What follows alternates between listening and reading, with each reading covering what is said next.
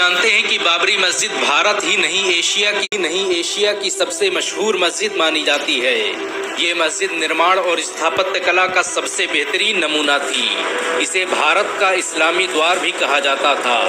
बाबरी मस्जिद को बनाने में 2000 मजदूरों ने हिस्सा लिया। इसे बनाने के लिए दुनिया भर से इंजीनियर और आर्किटेक्ट बुलाए गए थे। ये भारत की एकमात्र मस्जिद थी जिसमें सबसे पहले वॉइस रिफ्लेक्शन टेक्नोलॉजी का इस्तेमाल किया गया। बाबरी मस्जिद का निर्माण 1528 ईस्वी में बाबर के सेनापति मीर बाकी ने करवाया था। ये 16वीं सदी में बनी उत्तर प्रदेश की सबसे बड़ी मस्जिद थी। बाबरी मस्जिद इस्लामी वास्तुकला का सबसे बेहतरीन नमूना थी। इसे बनाने के लिए दुनिया भर से पत्थर लाए गए थे। ये भारत की अकेली मस्जिद थी जिसमें सबसे आधुनिक एयर कूलिंग सिस्टम का प्रयोग किया गया। इस मस्जिद में ऐसी तकनीक इस्तेमाल की गई जिससे अंदर कभी गर्मी महसूस नहीं होती थी। बहुत कम लोग जानते हैं कि बाबरी मस्जिद को बनाने के लिए अयोध्या में कई भट्ठे स्थापित किए गए जिनमें खास तरह की ईंटों का निर्माण किया जाता था। इस मस्जिद को बनाने के लिए जिन ईंटों का आविष्कार किया गया वो आज पूरे भारत में इस्तेमाल की जाती है। आपको यह जानकर शायद हैरानी हो कि बाबरी मस्जिद कभी अयोध्या की सबसे ऊंची इमारतों में से एक थी। एक समय इसमें पहुंचने के लिए बड़ी बड़ी सीढ़ियों का सहारा लेना पड़ता था। बाबरी मस्जिद में बनी मेहराब 200 फीट ऊंची थी जिसे अजान देने के लिए इस्तेमाल किया जाता था। बाबरी मस्जिद भारत की अकेली मस्जिद थी जिसमें वॉइस रिफ्लेक्शन टेक्नोलॉजी का इस्तेमाल किया गया। बाबरी मस्जिद को इस तरह से डिजाइन किया गया था कि अगर कोई इसके गुंबद के नीचे खड़े होकर बोलता तो उसकी आवाज पूरी बाबरी मस्जिद में सुनाई पड़ती। ये अयोध्या की सबसे बड़ी जामा मस्जिद भी थी। अंग्रेज गवर्नर लॉर्ड विलियम बेंटिक भी बाबरी मस्जिद की तारीफ किए बिना न रह सका। इतिहासकारों की माने तो मीर बाकी ने बगदाद से वजू करने के लिए एक आधुनिक वाश बेसिन मंगवाया जिस पर खड़े होते ही पानी निकलने लगता था। ये वाश बेसिन कई सालों तक बाबरी मस्जिद में इस्तेमाल किया जाता रहा। इसकी खोज मशहूर मुस्लिम वैज्ञानिक इस्माइल अल-जज़री ने की थी। अल-जज़री दुनिया का पहला वैज्ञानिक था जिसने सबसे पहले क्रैंक शाफ्ट को इजाद किया जिसके बगैर आज किसी इंजन को नहीं चलाया जा सकता। उसे फादर ऑफ रोबोटिक्स भी कहा जाता है। 3 गुंबदों पर बनी बाबरी मस्जिद में एक कुआं भी मौजूद था जिसे शिफा वाला कुआं कहा जाता था। ये कुआं बाबरी मस्जिद के शहीद होने से पहले तक पानी देता रहा। 19वीं सदी तक इसे वजू करने के लिए इस्तेमाल किया जाता था। बाबरी मस्जिद के सहन में मौजूद इस कुएं का इस्तेमाल हर धर्म के लोग करते थे। बहुत कम लोग जानते हैं कि बाबर ने भारत में 4 मस्जिदें बनवाई जिनमें एक बाबरी मस्जिद थी। घाघरा नदी के किनारे बनी इस मस्जिद को बनाने के लिए बाबर ने पत्थर काटने वाले 1500 इंजीनियर बुलाए थे। बाबर को आधुनिक टेक्नोलॉजी से बेपनाह मोहब्बत थी। उसने अपने दौर के सबसे आधुनिक हथियारों का इस्तेमाल किया।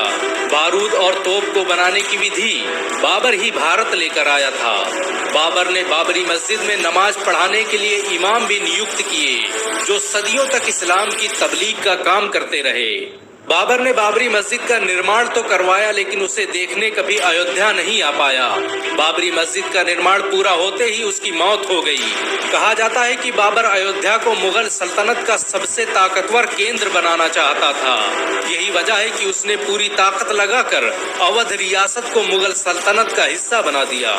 अयोध्या को पहचान दिलाने में बाबरी मस्जिद का बड़ा किरदार रहा। ये निर्माण और स्थापत्य कला का सबसे बेहतरीन नमूना थी। इसके डिजाइन और स्ट्रक्चर को बाद में ताजमहल में इस्तेमाल किया गया।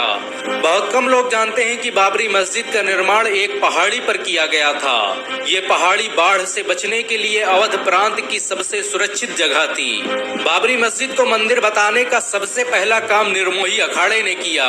1853 में नवाब वाजिद अली शाह के दौर में सबसे पहले इस मस्जिद की जगह मंदिर होने के शगुफे ने जन्म लिया और देखते ही देखते एक युद्ध में बदल गया।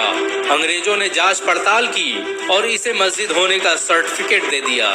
आपको ये जानकर शायद हैरानी हो कि तुलसीदास ने अयोध्या में बैठकर ही रामचरितमानस लिखी लेकिन उन्होंने किसी मंदिर को गिराकर मस्जिद बनाने का जिक्र नहीं किया और न ही इतिहास की किताबों में इसका कोई ठोस सबूत मिलता है। जज से लेकर सरकारों ने कई बार बाबरी मस्जिद को मुसलमानों का धर्म स्थल बताते हुए ऐतिहासिक फैसले दिए 1949 में सिविल जज ने बाबरी मस्जिद को मुसलमानों की मिल्कियत बताते हुए कहा कि इस पर मुसलमानों का हक है और ये एक मस्जिद है जिसका निर्माण बाबर ने करवाया था। बहुत कम लोग जानते हैं कि बाबरी मस्जिद में जिस दिन मूर्तियां रखी गई वो जुमे का दिन था। इसी विवाद के बाद फैजाबाद कोर्ट ने मस्जिद में ताला लगा दिया। जिस वक्त बाबरी मस्जिद के साथ ये सब हो रहा था उस वक्त कांग्रेस की सरकार थी। नेहरू ने इस विवाद को सुलझाने के लिए तत्कालीन सीएम गोविंद बल्लभ पंत को आदेश दिए, लेकिन उन्होंने नजरअंदाज कर दिया। 1986 में राजीव गांधी ने मस्जिद के कपाट फिर खोल दिए और उसी वक्त राम मंदिर आंदोलन की शुरुआत हो गई। अडवाणी की रथ यात्रा ने सब कुछ बदल दिया। ये रथ जहां से गुजरा वहां की आबो हवा बदल गई और भारत में एक नई राजनीति का आगाज हो गया। 6 दिसंबर 1992 में अयोध्या में कार सेवा का ऐलान हुआ और फिर चंद लम्हों में 2 लाख कार सेवकों ने बाबर की बनाई इस मस्जिद को धूल में मिला दिया। बाबरी की शहादत भारतीय संविधान का खुला मजाक थी। ये भारतीय इतिहास का काला दिन था। सरकार, अदालत और नौकरशाहों के आंखों के सामने जो हुआ वो अपने आप में एक दस्तावेज है। बाबरी मस्जिद को जिस वक्त शहीद किया गया उस वक्त अयोध्या में धारा 144 लगी हुई थी। बाबरी मस्जिद की शहादत के बाद भारतीय रुपये की वैल्यू अचानक 6% घट गई और महंगाई आसमान छूने लगी। बाबरी की शहादत पर बेरोजगारी इतनी बढ़ी कि आज तक उसे कम नहीं किया जा सका। बाबरी मस्जिद की शहादत के बाद हुए दंगों में भारत को 9,000 करोड़ रुपए का नुकसान हुआ। बाबरी मस्जिद भारतीय इतिहास की सबसे विवादित मस्जिद मानी जाती है। इसके केस में 10 लाख से अधिक पन्नों और 2000 से अधिक दस्तावेजों का इस्तेमाल हुआ।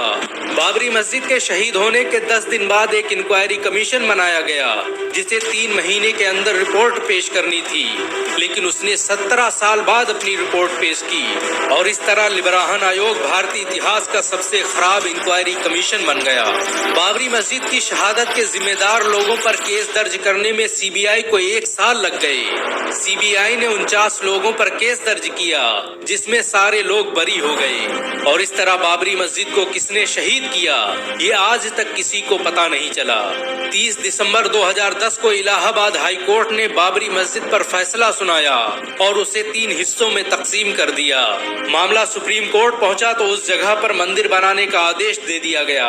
हालांकि सुप्रीम कोर्ट ने माना कि मस्जिद को शहीद करना गैर कानूनी था और ऐसा करने वाले सभी लोग अपराधी थे। मुसलमानों ने देश हित में सुप्रीम कोर्ट द्वारा दिए गए इस फैसले को भी कबूल कर लिया और दूसरी जगह 5 एकड़ जमीन लेने पर राजी हो गए। हालांकि कई मुस्लिम संगठनों ने इसकी पुरजोर मुखालिफत भी की। आपको यह जानकर शायद हैरानी हो कि बाबरी मस्जिद को शहीद करने वाले बहुत से लोग मुसलमान बन गए। बाबरी मस्जिद पर पहला फावड़ा चलाने वाले बलबीर ने 2 साल बाद इस्लाम कबूल कर लिया और अपना नाम आमिर रखा। उन्होंने पूरे भारत में 100 से अधिक मस्जिदें बनवाई।